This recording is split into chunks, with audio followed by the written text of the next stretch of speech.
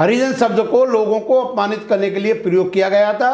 जो अपने बाप से पैदा नहीं है उनको हरिजन कहा गया।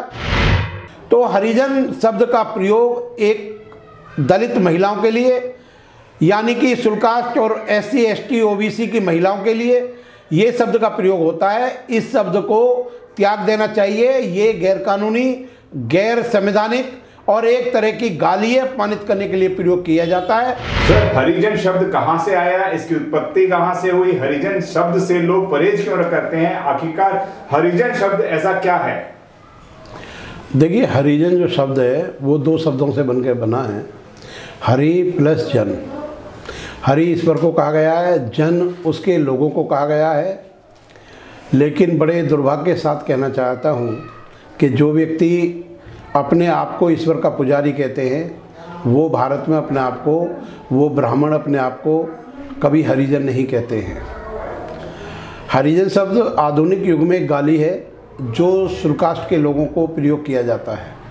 हरिजन शब्द पर सबसे ज़्यादा प्रचार महात्मा गांधी जी ने करा। महात्मा गांधी जी एक ऐसे व्यक्ति शुल्कास्टों के लिए थे जिनके मुंह में राम रहता था और बगल में हमेशा छुरी रहती थी, ऐसा बाबा साहब डॉक्टर अम्बेडकर ने कहा है।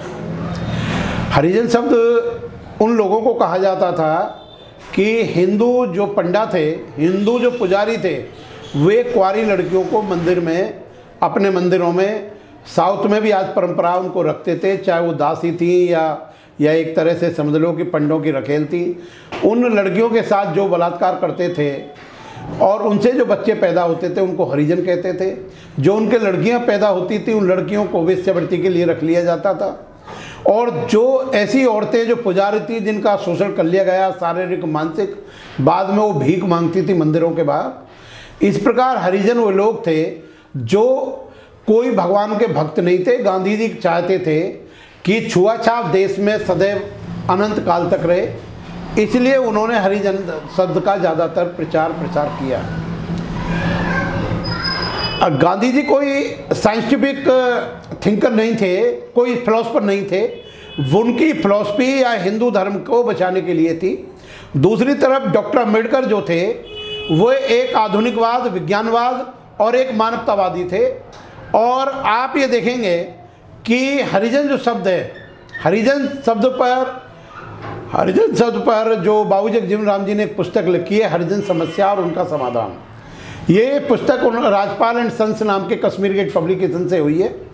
उन्होंने कहा कि जिस दिन इस देश के अंदर ये कानून बनेगा कि समान गोत्र और समान जाति के लोग एक उनकी शादी नहीं हो सकती, एक साथ शादी नहीं हो सकती, समान गोत्र और समान जाति के लोगों को, उस समय समाज में सामाजिक क्रांति होगी, सामाजिक परिवर्तन होगा। हरिजन शब्द एक आज गाली है। और हरिजन जो शब्द है उसको वो लोग प्रयोग करते हैं कि जो लोग शुल्कास्टों को शुल्कास्ट बना रहना चाहते हैं। हरिजन शब्द एक गैर संवैधानिक शब्द है।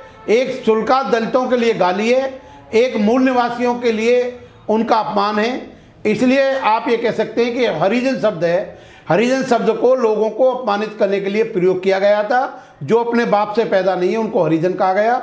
जो ईश्वर की पूजा करते हैं, जो अरबों खरबों रुपए के मंदिरों के मालिक बने हुए हैं, उन्होंने कभी अपने आप को हरिजन नहीं कहा कि वो ईश्वर के पुजारी नहीं है, ईश्वर के भक्त नहीं है। उन्होंने अपने आप को सुप्रीमो माना। लेकिन जो हरिजन, जो भगवान के ईश्वर के बेटे बताए गए, उनको सबसे ज़्यादा समाज के नीचे दर्जे का व्यक्ति माना गया।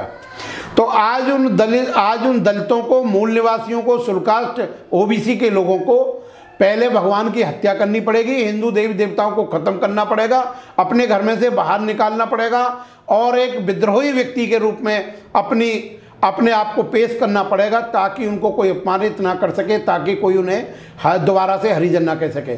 हरिजन शब्द को गैर कानूनी शब्द है। और इवन मैं आपको बता दूं, एक प्रकार की गाली है जो इस समाज के लोगों को दी जाती थी। और हिंदू भी एक तरह की गाली है जो मुसलमानों ने हिंदुओं को दी, क्योंकि हिंदू फारसी भाषा का शब्द है जिसका मतलब चोर, लुटेरा, धोखेबाज फारसी भाषा में होता है। तो सिंधु नदी के साथ जो व्यक्ति रहते थे उनकी व्याख्या दी जाती है कि सिंधु नदी के सहारे जो व्यक्ति बसते थे उनको हिंदू कहते थे, जो सिंधु नदी के पास रहते थे। मैं कहता हूं जब उन लोगों ने जो सिंधु नदी के किनारे रहते थे उनको हिंदू कहा, तो उन्होंने सीता को हिता क्यों नहीं कहा? क्योंकि वो से का उच्चारण ऐसे करते थे, उन्होंने सीता को हिता क्यों नहीं कहा? तो हरिजन शब्द का प्रयोग एक दलित महिलाओं के लिए, यानी कि शुल्कास्ट और SC ST OBC की महिलाओं के लिए ये शब्द का प्रयोग होता है। इस शब्द को त्याग देना चाहिए। ये गैरकानूनी, गैर संवैधानिक और एक तरह की गाली अपमानित करने के लिए प्रयोग किया जाता है। जब लोगों की वैज्ञानिक विचारधारा बढ़ेगी, जब लोगों के अंदर साइंटिफिक टेम्परामेंट, वैज्ञानिक विचारधारा आएगी, तो वो ईश्वर की को ही खत्म कर देंगे। जब वो ईश्वर की हत्या कर देंगे, उसके विचारों की हत्या कर देंगे, उनके पास मंदिरों को नहीं जाएंगे, तो कोई भी व्यक्ति हरिजन नहीं होगा। जितने भी लोग होंगे सब संवैधानिक व्यक्ति होंगे, सब मानवता वाले व्यक्ति होंगे, सब बहुजन वाले व्यक्ति होंगे, जिनका एक ही उद्देश्य होगा, बहुजन हिताय, बहुजन सुखाय। Thank you very much. बहुत बहुत धन्यवाद आपके चैनल का। अगर आपने अभी तक हमारा चैनल सब्सक्राइब नहीं किया है तो सब्सक्राइब करें और घंटी का बटन बिल्कुल भी दबाना ना भूलें, ताकि सभी लेटेस्ट खबरें पहुंच सकें आप पे सबसे पहले।